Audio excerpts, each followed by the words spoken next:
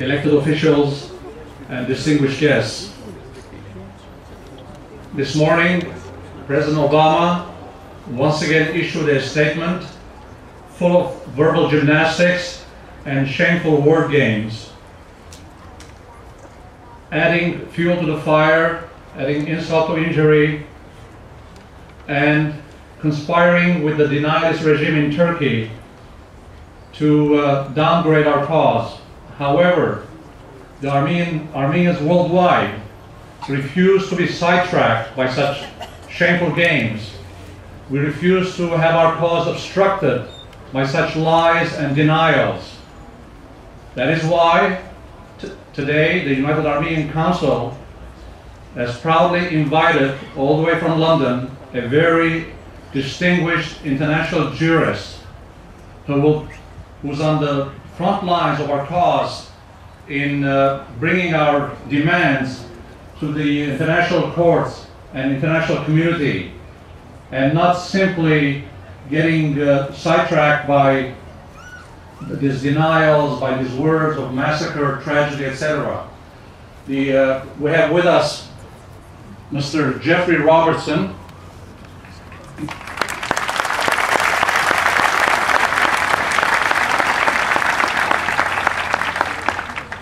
He has a very distinguished and long record, but I will make it brief, otherwise I'll run the risk of making the introduction longer than his keynote speech. He's a founder and joint head of Doughty Street Chambers, the largest law firm on human rights in London. He's had a distinguished career as a trial and appellate counsel, an international judge, and author of several legal textbooks. He served as a UN appeal judge and first president of the UN War Crimes Court in Sierra Leone. He is the author of the leading textbook on international criminal law titled Crimes Against Humanity, The Struggle for Global Justice. Not surprisingly, the book contains extensive references to the Armenian Genocide. He has also written the authoritative legal analysis which proves that Turkey committed genocide as it is defined in international law, and he has shown how the UK's recent refusal to confirm this fact stems from its fears of Turkish economic reprisals. He has authored the magisterial document filed in the European Court of Human Rights, which sets Nagorno-Karabakh's or Artsak's claim to independent statehood. Even though he hails from London, but he is a native of Sydney, Australia, where he was born. He received his BA from Sydney University and LLB in honors in 1970. He attended Oxford as a Rhodes Scholar along with President Clinton in 1972. He has honorary doctorates in laws from Sydney, Brunel, and Bucharest universities. He's a Queen's Counsel as of 1988, a judge in England for the past 17 years. He's an appeal judge at UN War Crimes Court from 2002 and 2007, and more importantly, court president from 2002 to 2004. He's a distinguished jurist member of the Internal Justice Council of United Nations from 2008 to 2012. He received the New York Bar Association's Award for Achievement in International Law and Policy in 2011. From 1990 to present, he's the founder and head of the Doughty Street Chambers. He has served as counsel in over 200 cases in administrative, international, criminal, and public law in High Court and Court of Appeal, the House of Lords, and the UK Supreme Court, as well as the High Courts of Singapore, Malaysia, Antigua, Trinidad and Tobago, Anguilla, and final Court of Appeal in Hong Kong. He also served on cases in the International Tribunal for the former Yugoslavia and World Bank Arbitration Court. He is currently acting for the government of Mauritius and for Armenia in European Court of Human Rights. Mr. Robertson has been a keynote speaker in many international conventions. He's a master of the Middle Temple and a visiting professor in human rights at the University of London, Queen Mary College, and the New College of the Humanities. He lives in London with his wife and 2 college-age children. And to sum up, Mr. Robertson is a champion of justice and the truth, which makes him a great champion of the Armenian cause. Mr. Robertson, please.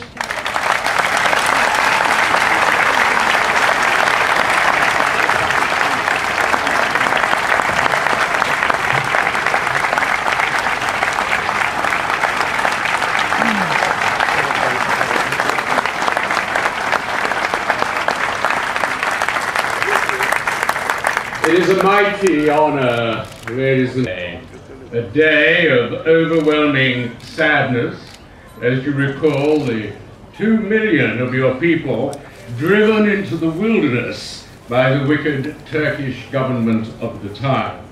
We remember their sufferings as they were starved and raped and murdered, as that government knew they would be starved and raped and murdered at that time. But by commemorating them, we resolve not only to make them martyrs, but to ensure that the cause that they were martyred for will eventually triumph. Because this is not just a question, is it, of sorrow and sadness all that time ago. The attempt to exterminate a race, because that is what it was, is not just unforgettable 98 years later.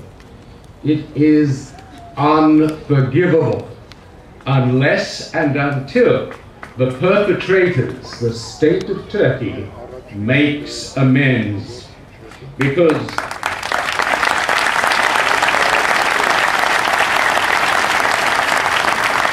so this shouldn't just be a day of sadness. It should be a day first of anger, righteous anger, and then a day to demand justice. I want in this address to you today to explain why Armenians deserve justice, first in relation to the Turkish government for what was legally genocide, and secondly against the Azerbaijan government for their new threats of genocide against the Armenians of Nagorno-Karabakh.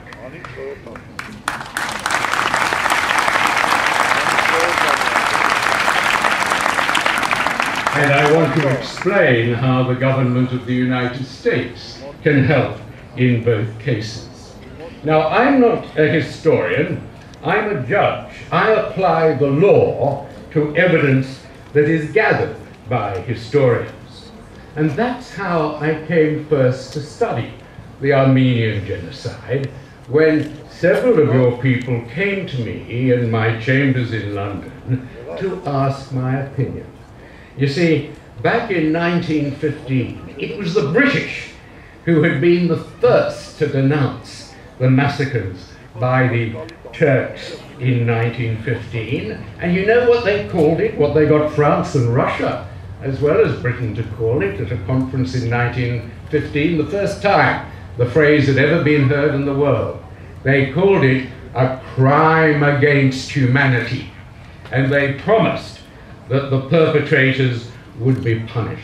Winston Churchill, the great British leader, then called it a crime without a name. And the British, you know, were as good as their word. They rounded up 67 Turkish officials, took them to Malta to try them for this crime against humanity. But it was a crime not only without a name, it turned out to be a crime without a law, because they found out from the evidence they gathered, and we're talking about 1919 when the evidence was fresh, they found that these Turkish officials who'd been responsible for rounding up Armenians and sending them into the desert, for killing the men and for sending the women and old men and children into the desert, had been officials. They'd been authorized by the government. And there was then no international criminal law that could convict government servants for obeying the law of the time. So those 69 officials had to be released. And only in 1933 did a brilliant legal professor called Raphael Lemkin find a solution.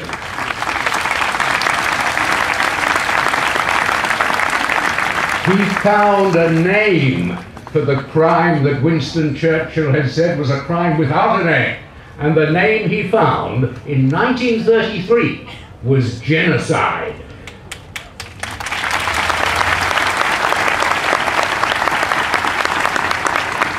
And what in 1933 did Raphael Lemkin apply it to? In 1933, Hitler had barely started on his persecution against the Jews. That wasn't in question. No, Raphael Lemkin applied it to the Armenian massacres. That was the crime without a name that needed a name, that needed an international law against it.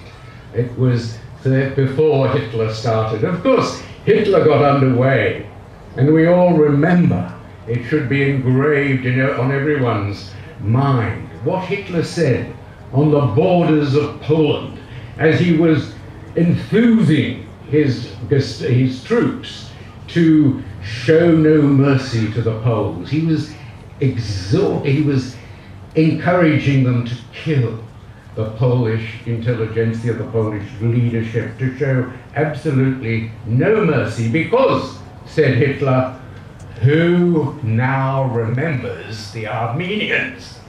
That was what Hitler said. Who now remembers the Armenians? Of course, no one did except Raphael Lemkin, and he fought that lonely struggle. It wasn't till 1948 when a very brilliant, I'm proud to say, brilliant Australian, Dr. H.V. Evatt, who was the president of the General Assembly of the United Nations, understood what Lemkin was going on about and introduced, based on Lemkin's inspiration, the Genocide Convention, the day after the Universal Declaration of Human Rights. And the Genocide Convention is very clear. It makes it an international crime, prosecutable anywhere, to destroy a national group. And you can do that, says the Genocide Convention, by killing part of them, or by this. And this was drafted just to take into account the Armenian genocide by deliberately inflicting on a group conditions of life calculated to bring about their physical destruction in whole or part. Now, that was exactly what was done to the Armenians in 1915. They had inflicted upon them, all 2 million, conditions of life that were calculated to bring about their partial destruction, and it brought about the destruction of almost 3/4 of them. Now, there is no doubt at all that what happened was genocide. No doubt legally at all.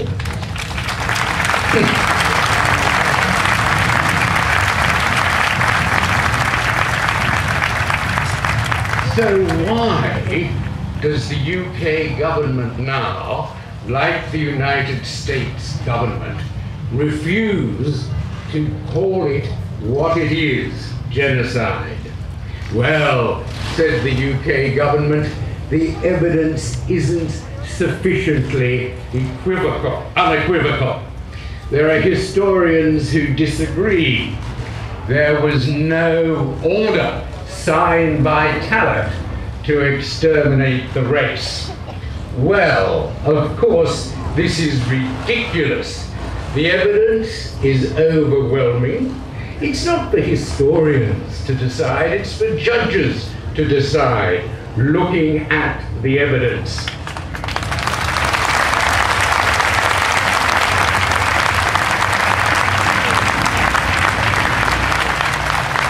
It said there was no order to exterminate. Ladies and gentlemen, there was no order from Hitler, was there, to exterminate the Jews? We never found an order to that effect. There was no order from the head of the Hutus in Rwanda to exterminate the Tutsis. Those genocides were done without an order. They're obvious inference from the historical facts. Well, why was the British government, like the American government, afraid to use the word genocide? What I did was to file a number of Freedom of Information Act requests to get at the truth behind this volte-face, why Britain was not saying what it said at the time. And what I discovered were all these memoranda to ministers from the Foreign Office saying the position we're taking is unethical. They actually admitted that. We're doing something unethical, but it's in our commercial, strategic, and political interest to pretend that it wasn't genocide, because the Turks are neuralgic. They use that word, neuralgic, utterly neurotic about it. Irrationally neurotic was what the British secretly concluded, and that they would get very angry and refuse the use of Turkey for strategic reasons and would cut off economic assistance. So I exposed this. I felt that Britain was actually, by making these bogus excuses for not saying it was genocide, to protect Turkey, a NATO member, from going crazy if it did, was hiding the truth. We know the history, it's there in the books, the massacres and pogroms of the 1890s when the Ottoman Empire was called the sick man of Europe, that hideous burning to death of Armenians at Urfa Cathedral. Over 1,000 of them were burnt to death, and that was 1898. It behoved the Turkish government to keep this down, but yet in the 1910, 1911, the Turkification program, Armenians were called by the official newspaper tubercular microbes. You get this kind of physical nastiness that is typical of the build-up to genocide. The CUP, the young Turkish organization, started to change the names of towns from Christian names to Muslim names. They passed laws that seized the assets of Armenians. If you had a bank account in Turkey at the time, you had it taken and moved to government funds. Liquidation commissions started to seize Turkish assets, just as a few 20 years later they did in the 1930s to the Jews.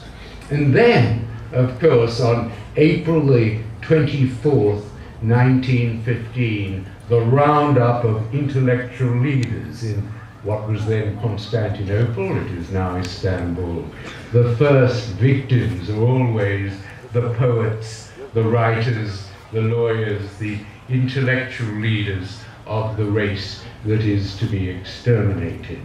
And then I have to say, of course, some of my relatives on April the 24th were offshore in troop ships because they were about to land at Gallipoli, and we Australians have April the 25th as our Anzac Day commemoration of all those who were killed by Turkish bullets. We've made peace with Turkey because it was, in a sense, not their fault. They were defending their homeland. But there can be no peace without justice, and that is the justice they've denied the Armenians. They used it as an excuse to round up the leaders and to begin the ethnic cleansing of Anatolia. The evidence for that is overwhelming. The great British historian Arnold Toynbee collected hundreds of statements in the Blue Books, testimony to how local government officials and police, obeying orders from central government, began the attack on the Christian Armenians. What is very, very important is the German diplomats and German missionaries. Germany was in league with Turkey. It was an ally of Turkey. And these people were so appalled at what their allies were doing in exterminating the Armenians, they wrote to Berlin about it. And their testimonies are in the files. This is very important evidence, overwhelming evidence from Turks' own allies. And then, of course, there were the Americans. In those days, the New York Times took photographs of those columns of men, old men and women and children, those tragic pictures of them beginning the death marches to the deserts. And there was Harold Morgenthau, we've heard of him already. He was the ambassador who actually went and spoke to people like Talat. And they told him, I quote, "Let us deal with these Christians as we please. We must bring the Armenian problem to an end in a final way, a final solution." That was the objective of the Young Turk government, to eliminate the race. And finally, there was a fact-finding commission sent out by the US government, led by Major General Harbord in 1919. And it collected overwhelming evidence about how the men in a particular town, in many towns, aged between 15 and 45, would be rounded up, taken away and killed. And the remainder would be the women, the old men and the young boys would be sent into the desert. There is no doubt at all, and America had no doubt. As late as 1951, there was a case in the International Court of Justice, the World Court, and the question arose, what was the meaning of genocide? And the American government filed with the court this statement, saying one of the most outstanding examples of the crime of genocide is the Turkish massacre of the Armenians.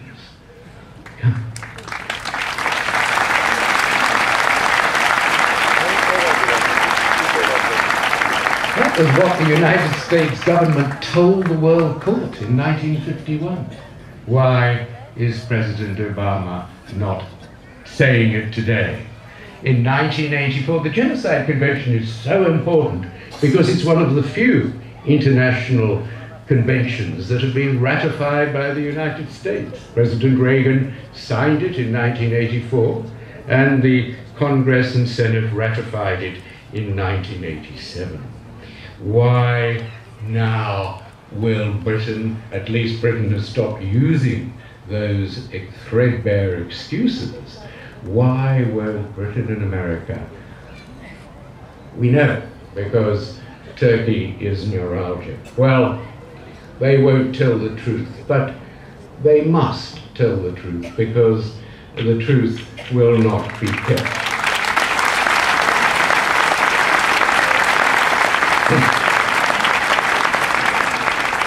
There must be, firstly, an opening of the Turkish government archives. They must have a Freedom of Information Act. They must abolish Section 301 of the Turkish Code, which puts people and a number of journalists in prison for suggesting that it was genocide. That must be repealed.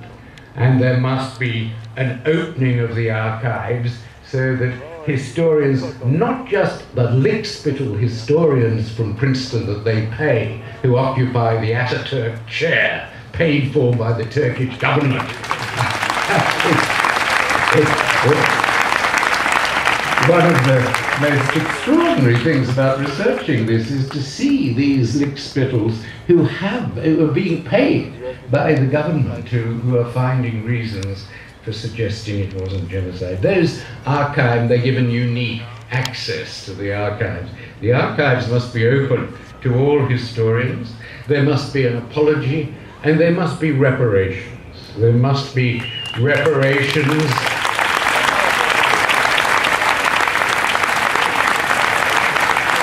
One appropriate form of reparations would be to give the Armenian Patriarchy, the Armenian Church, possession of those hundreds, I think there are over 1,000 churches that were originally Armenian churches throughout Turkey.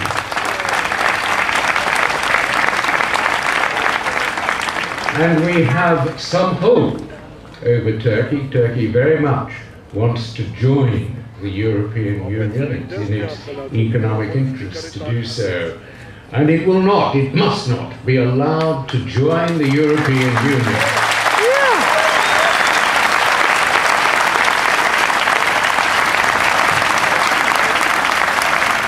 Europe has a great history in developing human rights.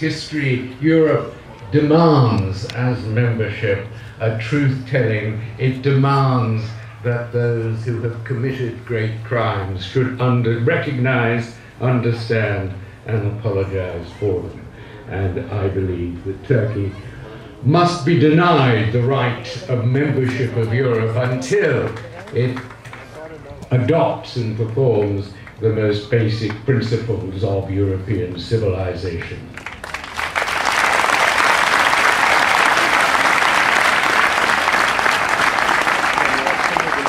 But ladies and gentlemen, racial hatred, the kind of racial and religious hatred that produced the Armenian Genocide, exists today still.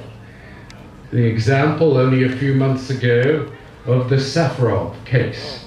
Mr. Safarov, the axe murderer from Azerbaijan, who several years ago, when billeted with a young Armenian from Nagorno-Karabakh, obtained an axe, stole into his room at night, and hit him 16 times on the head, killed him with that axe. It was in Hungary, and he was jailed for 30 years. A few years later, just 2 or 3 years later, when Hungary needed a $3 billion loan, it got it from the Azeris. And what the Azeris got in return was Safarov. He came back ostensibly to serve the rest of his sentence in an Azerbaijani prison. He was met at the airport with a hero's welcome. He never got near an Azeri prison. The president congratulated him, gave him a medal, a promotion, and his back pay. He was set free immediately, he was promoted, and he was rewarded for that monstrous axe murder of an Armenian. That shows the world. It had this value, I guess, that it showed the world the depth of hatred that is still out there, not from the Turks, but from the Azerbaijanis. And that little state of Nagorno-Karabakh is surrounded by a ring of hatred of snipers. I walked the line of control last year, and the bullets come every so often. And they, I think, are the Armenians that are still in danger of racial and religious hatred. They are the Armenians we should think of today and think of how to help in memory of the martyrs of 1915. Because there is a solution. It's one the Karabakhis came up with by themselves back in 1992 after the pogroms in Sumgait and Baku. It's independence, their right of self-determination. Because Nagorno-Karabakh is a mistake of history made by Stalin in 1922 at the instant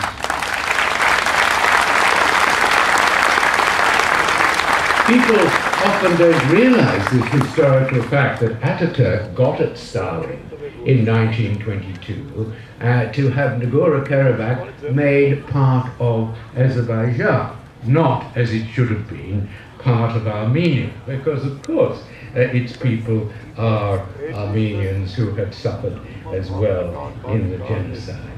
And it's a marvelous country. I visited it for some days last year, a country in the clouds, in the high mountains.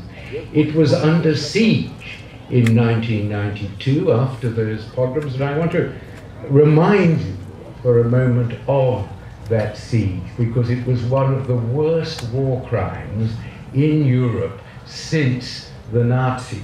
What happened was that Stepanakert, the capital with 50,000 people, children at schools, people in hospitals, was put under attack for months. They were bombed by the Azeri Air Force. They were shelled from Sushi, which was just above.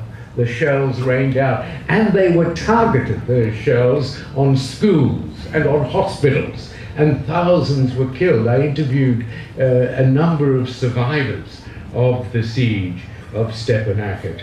We think, or the world pictures Guernica, the Picasso picture of this town being bombed and shelled and women and children being killed.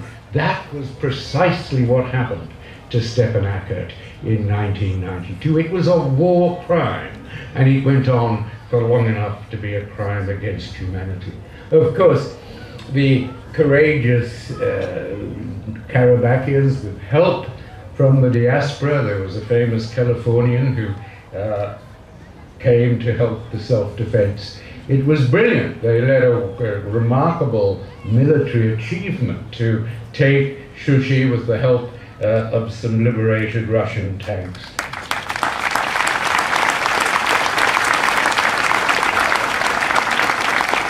And they made a lifeline, what we lawyers call a humanitarian corridor, through Lachin to Goris. And it was on that humanitarian corridor that the fate of Stepanakert was saved from starvation.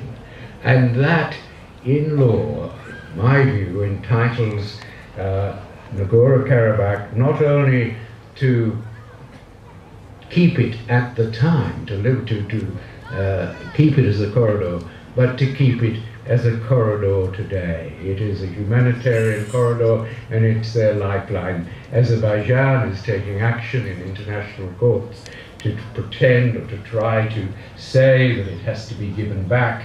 It's there. They are fighting not only with the occasional bullet, not only with creatures like Safarov, they're fighting with legal cases, and that must be, those legal cases must be resisted.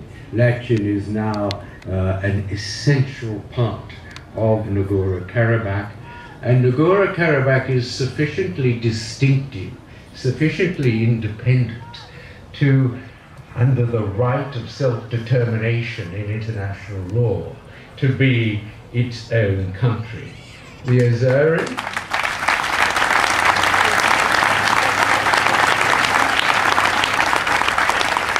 Azeris say, oh, you're just part of Armenia. This is a pretense. But they're as much a part of Armenia as Scotland is a part of England. And what's happening to Scotland? It's having a referendum next year as to whether it wants independence. And it will be given independence. It will become an independent country. It's entitled and it's distinctive. And in the same way, the Karabakians are different. They've got these unique, wonderful rugs that are not replicated in Armenia. They've got their own very democratic system. They've got their own judges, their own officials that are not beholden to Armenian in any way. They tell jokes about Armenians, and Armenians tell jokes about them, largely to do with mules, I think. And but they drink tea where Armenians tend to drink coffee. They drink a foul-tasting mulberry liqueur that Armenians wouldn't drink in a lifetime. But they have forged their own nation against attack and against the greatest repression. Just like East Timor, we gave East Timor its statehood. We gave Kosovo its statehood because they had been under attack from a surrounding country. They're entitled to secede in international law. Nagorno-Karabakh is more of a country than Liechtenstein or San Marino or Andorra, countries made up of a few thousand tax accountants. It's more of a country than Monaco, made up of a few thousand tax exiles. I dare say it's more of a country than the Vatican. But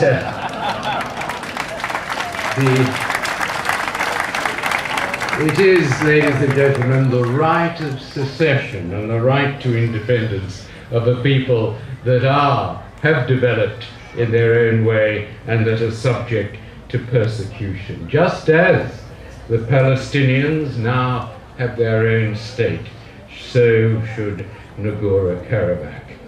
But the Nagorno-Karabakh is under threat. I visited a few months ago the airport at Stepanakert. It's a state-of-the-art airport. It is all ready to fly. Why are there no aeroplanes at the airport at Stepanakert? Because the Azeris threaten to shoot them down. This is a monstrous act of terrorism, a threat of terrorist action to shoot down passenger planes.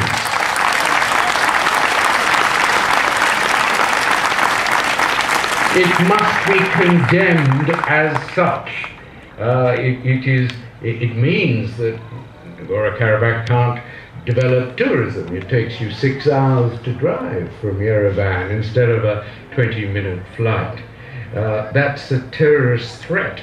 And just as we remember the martyrs of 1915, we must remember those who are today at risk of imminent invasion.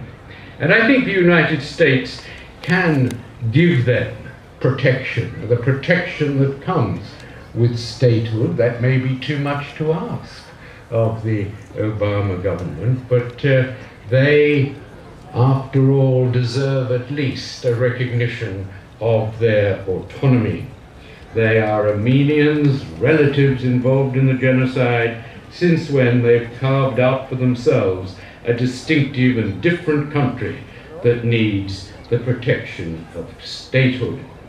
So it may not be, it may be that the greatest assistance that America can give to the victims, the greatest commemoration that this country can give, is to assist these victims, not just by remembering the victims of the past, but ensuring safety for the potential victims of the future. It's very important that America come to Armenia's aid on this, because the danger is that Armenia will otherwise look to Russia, and Russia's record on human rights is becoming worse and worse, as the Magnitsky case shows, or to Iran.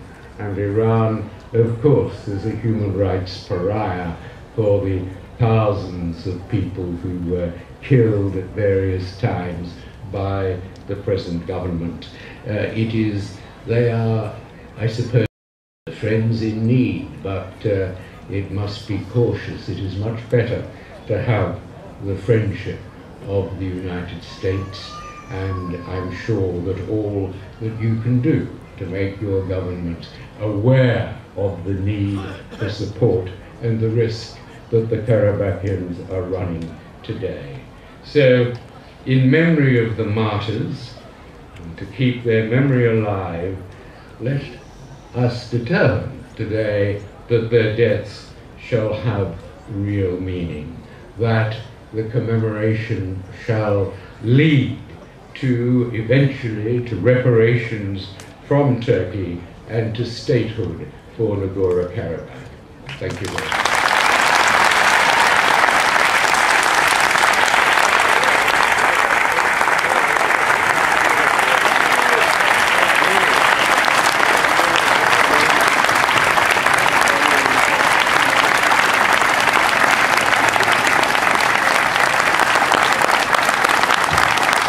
Thank you very much, Mr. Robertson, for that.